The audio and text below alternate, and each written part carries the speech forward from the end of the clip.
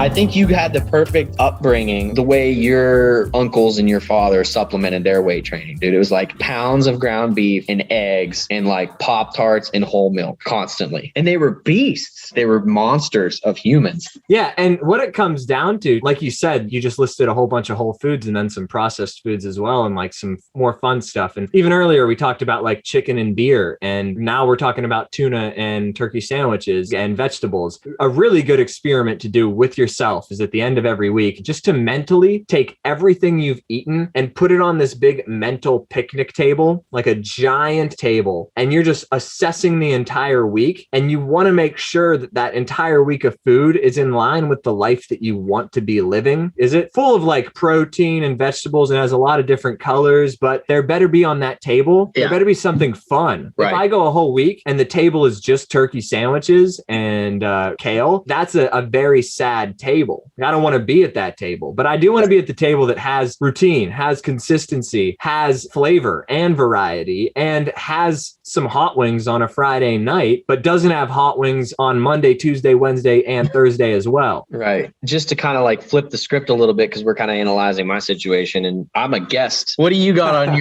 what is on Chase Barron's picnic table, who looks like Clark Kent right now? What is he eating on a daily basis? Because I watched your clean eating video and I liked it. You got a little glimpse of what you're doing, but like, what is it that you're actually like, if you were to think back on your week, what was it? You know, what did it look like? Dude, so to be totally honest, the day after I shot the clean eating video, I was going to shoot a whole day of eating, full day of eating, day in the life, which I'm going to do another one because I've done a couple in the past, but I need to update it because I've kind of changed some things up. But I started shooting it and it was too boring. So I stopped, but I'll redo it. At the end of the day, people don't want to accept how boring and standard eating to get the physique that you want is. I will walk you through my day here in a second, but I'm just prefacing it with the fact that the people who make sustainable long-term changes are just really good at consistently hitting the fundamentals. If you're doing these crazy things and spending 10 hours in the kitchen, you're not going to be able to sustain it. Let's take that into consideration. Typical starting of the day, what I do is take Mabel out, get her in, I'm feeding the dog. I brew some decaf coffee. In that coffee, I typically shake a protein shake and I put my creatine in it, as well as a scoop of cacao powder, and I make it like a hot chocolate. And so I down cacao powder just for the flavor. It's not for a nutrient supplement at all. You could argue that there are antioxidants in it, but that's really pinching pennies. If you're eating whole foods, nutrients are coming throughout the day. Just stop thinking about what each individual thing is doing and just eat whole foods. Out of the question. I may have a piece of fruit too, but really the morning's just about getting a quick hit of protein, this like hot chocolatey drink I take down, and then I just sit down and plan my day.